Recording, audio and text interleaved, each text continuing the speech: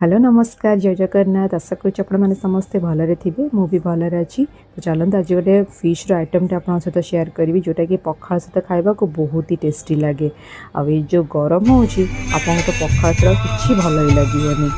तो ये मो हजबैंड सहित बाहरी पड़ी फिश आने आ जो मैंने पुणे में रोचे से जानते खराई लोकेशन यहाँ सबुठ बड़ फिश मार्केट होलसेल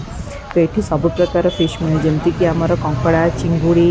मिरिकाली पाम्पलेट रोही भाकुर आपण हिसाब से आप आनीपारे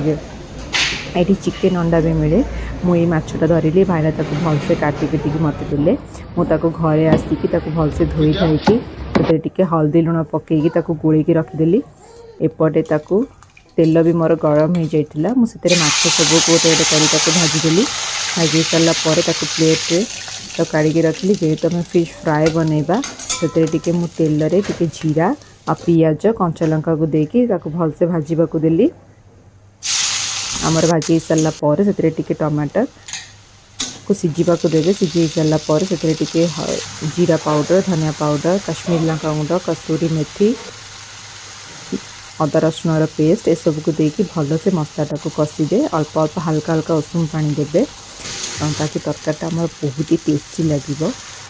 जदि आप तरकारी कर हिसाब से पानी देवे मुझे जेहतु फिश फ्राए बनाऊँगी तो मुझे पानी ये अल्प देली माछ गुराक सब पकईदेली से माछ पकई सारापर से धनिया पत्र गरम मसला देकी गरम गरम सर्व करेंगे पखाल सहित बहुत ही टेस्टी लगे आशा करुँच आपको आज भिडियोटी भल लगे जदि भल लगे तो सब्सक्राइब करेंगे जमार भूलें रही नमस्कार।